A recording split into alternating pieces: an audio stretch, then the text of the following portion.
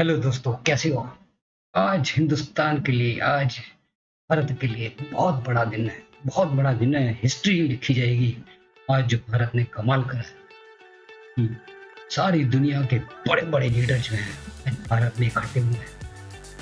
एक ही मंच में सब लोग हैं और सब लोग जो हैं जो बहुत जो जो सारे एजेंडा है उसके ऊपर डिस्कस करा जाएगा। भारत ने अपना जो एजेंडा रखा है बहुत स्ट्रांगली रखा है और लोग जो है भारत की आज बात मानते भी हैं और उसको इम्प्लीमेंट भी करना चाहते हैं, क्योंकि भारत जो है सबका साथ और सबका विकास, वो सारी दुनिया को वासुदेव कुटुंबकम करके चलता है कि सारी दुनिया फैमिली। और भारत लोग समझ गए हैं कि भारत के रास्ते पे चलकर ही हमें सक्सेस मिल सकती है। तो आज जो भारत का, जैसे मैंने बताया कि बहुत बड़ा फेस्टिवल है और आज लोगों ने जो है भारत मंडपम में आज लोग बड़ी गर्मजोशी के साथ आए और हमारे प्रधानमंत्री ने भी बड़ी गर्मजोशी के साथ उनका स्वागत करा। जितने भी कंट्रीज के G20 के मेंबर्स हैं, यूरोपियन यूनियन, यूरोपियन कमीशन और जो हमने पार्टिसिपेंट बुलाए थे वो सब कंट्रीज के लोग आए। ओमान के डिप्टी प्राइम मिनिस्टर थे आसाद, रशिया के फॉरेन मिनिस्टर थे लावरोव, साउथ कोरिया के प्रेसिडेंट थे योल, इजिप्ट के प्रेसिडेंट थे LCC, UAE के president Mohammed bin Zayed, Australia के prime minister Anthony Albanese, Canada के prime minister Justin Trudeau, Turkey के प्रेसिडेंट एर्दोगान। बॉडी लैंग्वेज देखने वाली थी एर्दोगान की, चुपचाप आए, एक छोटी सी स्माइल दी मोदी साहब को देख के, क्योंकि उनको पता है कि आज अगर मैं मोदी साहब के रास्ते पे नहीं चला तो मेरा देश ऑलरेडी जो है इकोनॉमिक क्राइसिस में जा रहा है। उसको सिर्फ रास्ता जो दिखा सकता है वो मोदी ही दिखा सकता है। तो वो भी बड़ी गर्मजोशी के साथ मिले मोदी साहब के साथ। इंडोनेशिया के जो थे प्रेसिडेंट दूत वो भी आए थे, मिले। सिंगापुर के प्राइम मिनिस्टर जो कि इन्वाइटी हैं उनसे भी मिला गया। ब्राज़ील के जो प्रेसिडेंट हैं लूला वो आए हुए थे। और जो बाइडेन अमेरिका के प्रेसिडेंट, बांग्लादेश के जो प्राइम मिनिस्टर हैं शेख हसीना, इटली की प्राइम मिनिस्टर मेलानी, अर्जेंटीना के प्रेसिडेंट एल्बर्टो फर्नांडिस, जापान के prime minister Kishida, African Union के chairperson Azali Assoumani, United Nation के secretary general Antonio Guterres, Argentina के president Albert Fernandez, International Monetary Fund IMF के जो है managing director Kristalina, और जो मॉरिशस के प्राइम मिनिस्टर हैं परवेज कुमार, और जो इकोनॉमिक कोऑपरेशन एंड डेवलपमेंट के हैं secretary general Mathias, world trade organisation यानी WTO के डायरेक्टर जनरल नियोजी, और यूरोपियन कमीशन के प्रेसिडेंट उर्सुला।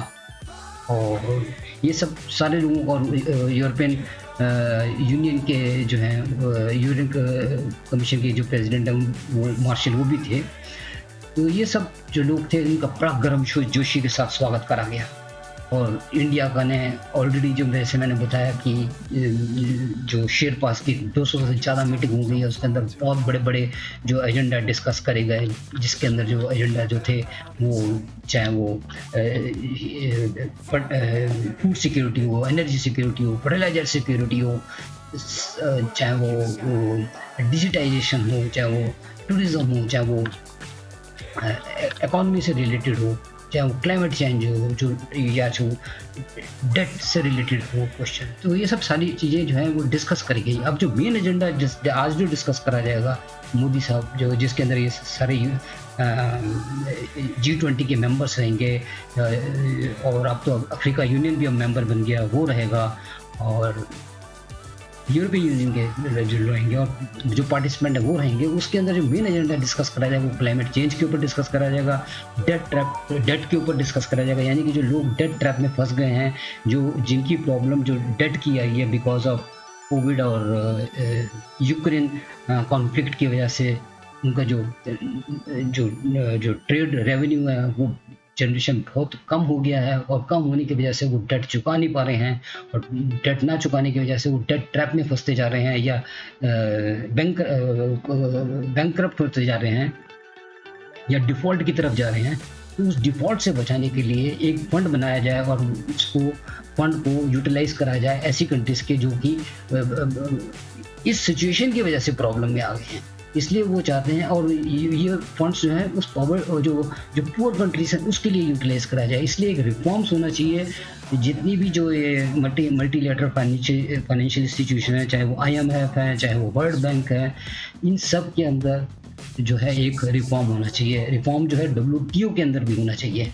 और वो चाहते हैं कि इसको जो पॉवर्टी को इरेडिकेट यानी कंप्लीटली ख़त्म करने के लिए, जैसे हिंदुस्तान ने अपनी पॉवर्टी 14 करोड़ लोगों की कम करके पॉवर्टी लाइन से लाकर उसको मिडिल क्लास में लेके आ गए हैं। उनकी उनकी जो बाइंग कैपेसिटी इंक्रीज कर दी है, उनका लिविंग स्टैंडर्ड बना दिया है, ठीक कर दिया। उसी तरीके से जो पुअर कंट्रीज़ की पॉवर्टी है उसको हमने इरेडिकेट करना है। उसके लिए उन्होंने आइडेंटिफाई करें $3 ट्रिलियन जो कि यूटिलाइज करे जाएंगे इरेडिकेटिंग ऑफ पॉवर्टी। और जैसे मैंने बताया कि इसके ऊपर डिजिटाइजेशन के ऊपर बहुत फोकस करा जाएगा कि जो जो टेक्नोलॉजी है, जो जैसे ही इंडिया के अंदर technology across the India utilise करी गई, यही नहीं कि सिटी में यूटिलाइज करी, बल्कि जो रिमोट एरियाज थे या गांव के विलेज के एरियाज थे जिनको कि अवेयरनेस नहीं थी टेक्नोलॉजी की, उनको अवेयर कराया गया। आज जो हिंदुस्तान इंडिया के अंदर, जो भारत के अंदर दूर दराज के जो गाँव हैं वहाँ के लोग भी मोबाइल के थ्रू अपनी पेमेंट को एक्सचेंज कर लेते हैं, पेमेंट को ट्रांसफ़र कर लेते हैं। उनको ये समझ में आ गया, उनको बैंकिंग समझ में आ गई, उनको बैंक में पैसा सेव करना समझ में आ गया है। तो इंडिया ने 6 साल के अंदर डिजिटाइजेशन के अंदर जो इम्प्रूवमेंट करी है वो 50 साल के अंदर नहीं कर सकते थे।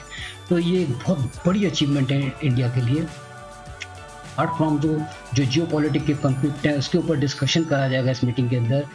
फूड एंड एनर्जी सिक्योरिटी बहुत सीरियस प्रॉब्लम है सारी अक्रॉस द वर्ल्ड, जो ये यूक्रेन कॉन्फ्लिक्ट की वजह से आई है, क्योंकि अबाउट मोर देन 30% जो व्हीट है वो यूक्रेन और रशिया से जाया करते थे और वो जाना बंद हो गए हैं क्योंकि ब्लैक सी के अंदर एक सीरियस प्रॉब्लम आ गई है। वहाँ से जो ट्रांसपोर्टेशन ऑफ व्हीट है वो बिल्कुल बंद हो गया है और जिसकी वजह से जो जो पुअर कंट्रीज़ हैं, पर्टिकुलरली अफ्रीकन कंट्रीज़ हैं, वो बहुत ज़्यादा सफ़र कर रहे हैं।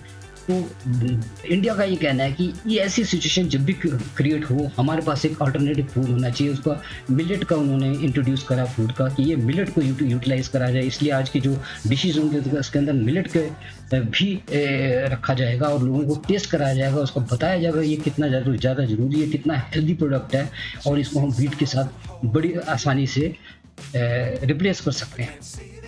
और उन्होंने बताया कि जो फूड सिक्योरिटी और एनर्जी सिक्योरिटी है इसको कैसे सस्टेनेबल बनाया जाए और जो जियोपॉलिटिक्स के जो कॉन्फ्लिक्ट आए हैं इसको किस तरीके से दूर कराया जाए, इसके ऊपर भी डिस्कशन इस G20 में रहेगा। और वुमेन एम्पावरमेंट के ऊपर बात करी जाएगी।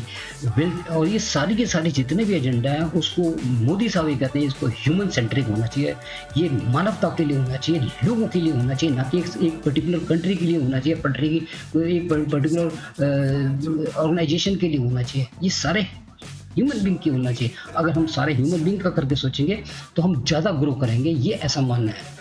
और उधर जो शेरपास की मीटिंग हुई थी उसके अंदर भी यही सारी चीज़ें डिस्कस करी थी, जैसे वीमेन एम्पावरमेंट है, इंक्लूसिवनेस है और food security, energy security, fertiliser, culture, tourism, agriculture, trade, investment, employment, corruption, human kind, ये सारा का सारा ह्यूमन काइंड के साथ जुड़ा गया।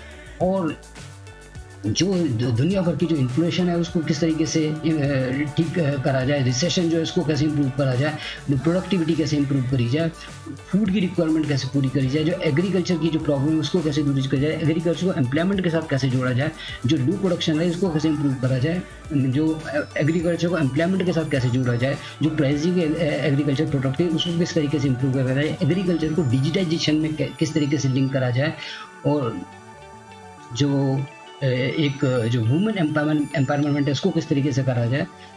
ये जो है सारे जो मीटिंग के अंदर डिस्कस हुए उनके जो उसके ऊपर काफ़ी कंसेंसस बन गया था शेरपास का। वो जो पॉइंट्स है वो सारे के सारे आज इस मीटिंग के अंदर डिस्कस होंगे, G20 के अंदर फाइनल होगा। और उसमें मोदी साहब का बार बार कहना है कि फाइनल मीटिंग के जो पॉइंट्स हैं यहीं के यहीं खत्म हो जानी चाहिए। इसका एक रोड मैप बनना चाहिए, एक इम्प्लीमेंटेशन प्रोग्राम बनना चाहिए, उसकी मॉनिटरिंग होनी चाहिए कि इम्प्लीमेंट हो रहा है, और इम्प्लीमेंट होना बहुत ज़रूरी है क्योंकि आज की डेट में जो प्रॉब्लम्स आ रही हैं, food security, health security, fertiliser security, medical treatment की प्रॉब्लम आ रही है, ये सारी की सारी जो ज़रूरी है ये तभी हो सकती है जब हम इसके ऊपर मॉनिटर करेंगे। बहुत ज़्यादा जो है प्रॉब्लम्स आ रही हैं रिलेटेड टू अब हमको फंड्स मैनेजमेंट करना चाहिए, हमको रेगुलेट करना चाहिए, जो क्रिप्टो करेंसी है उसकी ट्रांसपेरेंसी होनी चाहिए, और जो डेट ट्रैप में फंस गए उनको फंड्स प्रोवाइड करना चाहिए, जितनी भी डिजिटाइजेशन उसको करना चाहिए, जैसे कि एक अवेयरनेस है एक और जो पैसा जो है पहुंच नहीं पाता एमएसएमई के पास, या छोटे छोटे जो व्यापारी उनके पास नहीं पहुंच पाता, डिजिटाइजेशन के थ्रू हम पैसा इन लोगों तक पहुंचाएंगे, जिससे कि अपना व्यापार बढ़ा सके, एम्प्लॉयमेंट बढ़ा सके, और जो एक पॉवर्टी से हमको किसी तरीके से इनको निकाला जा सके। उधर वर्ल्ड बैंक ने भी बहुत तारीफ करी है हिंदुस्तान की, भारत की, कि जो डीपीआई प्रोग्राम भारत लेके आया है उसने एक जो है रेवोल्यूशन लेके आ गया है। ये काम उन्होंने 6 साल के अंदर करा, वो काम ये 50 साल में भी नहीं कर सकते थे। इंडिया की उन्होंने बहुत ही ज़्यादा तारीफ करी है, और उनका ये प्रोग्राम ने इंटीग्रेट कर दिया सब सारे जितनी भी हिंदुस्तान को है, और वो रिमोट एरिया के अंदर भी है, इसको यूटिलाइज करा जा सकता है। इन्होंने जो इनके सेविंग अकाउंट खुलवाए हैं गाँव के लोगों के लिए, पर्टिकुलरली लेडीज़ के लिए, उससे उनको एक जो है टेक्नोलॉजी जो है समझ में आई, उस टेक्नोलॉजी को यूटिलाइज करना शुरू कर दिया, और उन्होंने अपने पैसे को सेव करना शुरू कर दिया। उनके जो सेविंग है जो है 50% सेविंग इंक्रीज हुई है, और ये जनधन जो प्लस अकाउंट है जिसके अंदर 1.2 करोड़ जो है औरतें जुड़ी गई हैं, उनकी जो सेविंग 50% से ऊपर चली गई है। इंडिया ने एक बहुत बड़ा अचीवमेंट करा है। इंडिया का जो डीपीआई जो इंफ्रा है वो उसको बहुत ज़्यादा अप्रिशिएट करना चाहिए, और इस इंफ्रास्ट्रक्चर को दूसरे कंट्री के साथ भी कनेक्ट करना चाहिए, दूसरे कंट्री को भी यूटिलाइज करना चाहिए, क्योंकि ये जो है इंडिया के ये जो है बिगेस्ट अचीवमेंट है इन G20 के अंदर, और ये सारी दुनिया जो है इसको बहुत ज़्यादा अप्रिशिएट कर रही है। और इसके अंदर जो है जो 1.4 बिलियन जो लोग हैं जो कि इस फाइनेंशियल जो अवेयरनेस है उससे अलग हैं बिल्कुल, उनको जो आइसोलेटेड हो रखे हैं उनको इसके साथ जोड़ना पड़ेगा। जब इनको हम इनके साथ जोड़ेंगे तब इनको अवेयरनेस आएगी, और उनके पास जो पैसा है उनको मिलेगा, वो उनका रोजगार बढ़ेगा, उनकी अपनी जो अपने जो बिजनेस हैं, पर्टिकुलरली जैसे 40% एमएसएमई है कंपनीज हैं, उनको पता ही नहीं कि क्या क्रेडिट फैसिलिटी होती है, कैसे लोन लिया जाता है। तो जब ये टेक्नोलॉजी इनके साथ शेयर करी जाएगी, इनको समझाया जाएगा, तो इनके लिए बहुत आसान हो जाएगा कि क्रेडिट पे पैसा कैसे लिया जाता है, लोन पे पैसा कैसे लिया जाता है, उस पैसे को बिजनेस में कैसे कन्वर्ट करा जा सकता है। ये सारी चीज़ जो है डीपीआई की इंफ्रास्ट्रक्चर से बताई जाएगी। तो जो वर्ल्ड बैंक है उसने इनकी बड़ी तारीफ करी है। दूसरा जो जब सबका स्वागत करने के बाद अंदर पहुंचे तब उन्होंने एक छोटी सी ब्रीफ मीटिंग दी, और उन्होंने थोड़ा सा ये समझाने की कोशिश करी कि जो इंडिया है वो क्या है, और इंडिया की जो सोच है वो क्या है, और इंडिया जो है सारी दुनिया से क्या चाहता है, और वो क्या चाहता है कि सारी दुनिया मिलकर एक साथ काम करे, एक दूसरे के लिए सोचे, और खासकर पुअर कंट्रीज़ के बारे में सोचे, पुअर लोगों के बारे में सोचे, जिन लोगों के पास जो सुविधा नहीं है उनको सुविधा देकर उनको स्ट्रीम लाइन पे लेकर जा रहे हैं, मेन स्ट्रीम लाइन पर लेके आया जाए, इस तरीके का उनका सोच थी। इस भाषण से पता चलता है। उन्होंने ये शुरुआत करी अपने जो भाषण की कि जो हमारा कल्चर है वो 2500 साल पुराना है। यहीं से कुछ किलोमीटर दूरी पर एक पिलर है जो कि 2500 साल पुराना है, जो मानवता का पाठ पढ़ाता है, जो मानवता का संदेश देता है सारी दुनिया को, और ये मैसेज जो है वो सारी दुनिया में जाता है। ये संदेश जो है ह्यूमन काइंड के लिए बना गया। उन्होंने कहा आज जो 21वीं सदी में जो पूरी दुनिया में वो ये एक दिशा दिखाने वाला है, और एक नई दिशा दिखाने वाला है, और ये बहुत ही इम्पोर्टेंट है कि ये समय है जब वर्षों पुरानी जो चुनौतियां हैं उसका समाधान हमको मिलकर निकालना है, और सारी जितनी भी जो हमारी इश्यूज हैं वो जो रिजल्ट्स निकलेंगे, जो भी इसका कंक्लूजन निकले वो ह्यूमन सेंट्रिक होना चाहिए। सारी हमारी जो एजेंडा है वो ह्यूमन सेंट्रिक होना चाहिए। और जब कोविड-19 में एक समय पे एक ट्रस्ट लेवल एक ट्रस्ट डेफिसिट आ गया था, अब हम सबको मिलकर उस ट्रस्ट डेफिसिट को विश्वास में कन्वर्ट करना है, और वो विश्वास जो है वो हम तो सबको वो एक साथ मिलकर करना है, सबका साथ सबका विकास करना है।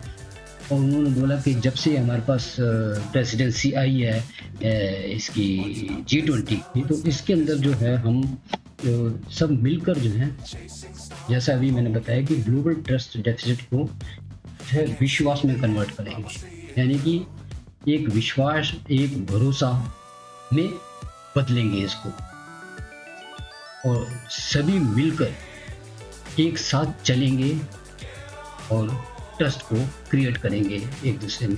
इसलिए सबका साथ, सबका विकास, सबका विश्वास और सबका जो प्रयास, ये जो मंत्र है, इसको लेकर हमको चलना पड़ेगा। सब लोगों को मिलकर ही इसके ऊपर काम करना पड़ेगा। आज जो सारे ग्लोबल में एक सारी वर्ल्ड वाइड जो एक उथल पुथल मची हुई है, एक इकोनॉमिक क्राइसिस मची हुई है, चाहे वो नॉर्थ से साउथ हो या ईस्ट से वेस्ट हो, सो चाहे वो फूड क्राइसिस हो, चाहे फ्यूल हो, चाहे फर्टिलाइजर हो, चाहे वो टूरिज्म हो, चाहे वो साइबर सिक्योरिटी हो, हेल्थ हो, एनर्जी हो, वाटर सिक्योरिटी हो, तो ये जो प्रॉब्लम है, इन सबको हमको एक साथ मिलकर ही इसको, इस चैलेंजेस को बड़ी स्ट्रांगली इसको ओवरकम करना पड़ेगा। उधर उन्होंने बताया कि G20 की प्रेसिडेंसी जो थी वो हमारे उसने हमारे देश को एक दूसरे से जोड़ा। इवन जो बाहर के लोग थे उन्होंने वो हमारे देश के साथ जुड़े, उन्होंने हमारे देश की जो कल्चर था, जो उसकी संस्कृति थी, उसकी जो डाइवर्सिटी थी, उसकी जो भाषाएं थी, उनका खाना था, उनका ये सब चीज़ें उनको देखने को मिली। और ये हमने 60 से ज़्यादा सिटीज़ में करी और 200 से ज़्यादा मीटिंग को करा गया, और ये एक अवेयरनेस लेके आया कि इंडिया क्या है और इंडिया क्या दे सकता है। उधर हमने एक प्रपोजल रखा था कि हम अफ्रीकन यूनियन को अपने साथ एक मेंबर बना के रखेंगे, तो वो हमने पूरा करा। आज मैं सबसे पूछता हूँ, क्या आप सब एग्री करते हैं कि अफ्रीकन यूनियन को हमारा मेंबर बनाया जाए? तो सबने अपनी कंसेंट दे दी। उस कंसेंट को एंडोर्स करा उन्होंने, हैमर को 3 बारी टैप कर दिया, और फिर उन्होंने रिक्वेस्ट करा अफ्रीकन यूनियन के अधिकारी को कि आप आओ और अपनी सीट पे बैठिए। और उसको जयशंकर साहब पर्सनली गए, उनको लेकर आए, फिर मोदी साहब ने उनके गले मिले और उनको सीट पर बैठाया गया। उनका फ्लैग वहाँ पे यूरोपियन यूनियन का, अफ्रीकन यूनियन का लगा भी दिया। इस तरीके से अगर अब देखा जाए तो आज जो G20 के मेंबर में 19 कंट्रीज हैं, और जो 20वां है वो यूरोपियन यूनियन है, और 21वां अब जो बन गया है वो अफ्रीकन यूनियन बन गया है। अफ्रीकन यूनियन को लाने का सिर्फ मकसद यही था कि जो इन देशों को जिसको इग्नोर कर दिया जाता है, जिसके ऊपर देखा नहीं जाता, आज इनको एक जगह मिली, एक स्थान मिला, एक प्लेस मिली है जहाँ पर लोग उनको देखना शुरू कर देंगे। उनके साथ नॉट ओनली उनकी जो प्रॉब्लम्स हैं उनको रिजॉल्व करेंगे, खासकर उनके जो पॉवर्टी की प्रॉब्लम है, या फाइनेंशियल प्रॉब्लम है, या वो डेट ट्रैप में फंस गए हैं, या इंफ्रास्ट्रक्चर की प्रॉब्लम है, वो सब तो दूर होंगी, पर लेकिन उससे इकॉनमी भी इम्प्रूव होगी। नॉट ओनली अफ्रीकन कंट्रीज़ की, लेकिन अदर कंट्रीज़ की भी इकोनॉमी इम्प्रूव होगी, ऐसा मोदी साहब का मानना है। तभी वो कहते हैं सबका साथ और सबका विकास, सबका प्रयास, ये सबको मिलकर ही चलना पड़ेगा। इस मंत्र पे चलेंगे तो हम डेफिनेटली सक्सेस पाएंगे, ऐसा मानना था। बहुत बढ़िया स्पीच रही, सब लोगों ने उनको बहुत अप्रिशिएट करा गया मोदी साहब को स्पीच को। और फिर उन्होंने मोदी साहब ने रिक्वेस्ट करा कि मीडिया से कि आप लोग जाइए, हम इसको और डिटेल में बात करेंगे। तो इसका निष्कर्ष जो है बाद में निकल कर आएगा कि क्या मीटिंग के अंदर रहा, पर होपफुली जो मीटिंग के रहेगी, ये समझ में आता है कि ये जो एजेंडा रहेगा वो ह्यूमन सेंट्रिक रहेगा। जो भी निकल कर आएगा वो सारे मैनकाइंड के लिए रहेगा, वो सारे अक्रॉस द वर्ल्ड को सबको बराबर अपना एक हिस्सा मिलेगा, जिससे कि वो भी ग्रो कर सकें, वो भी मेन स्ट्रीम के अंदर आ सकें। वो ग्रो करेंगे तो हम भी ग्रो करेंगे, ऐसा मोदी साहब का मानना। ये एक छोटी सी ब्रीफ थी जो मैं आप लोगों के साथ डिस्कस करना चाहता था। होप आपको पसंद आई। अगर पसंद आई तो प्लीज़ लाइक करिए, सब्सक्राइब करिए और please press the bell icon. Thank you for watching my channel.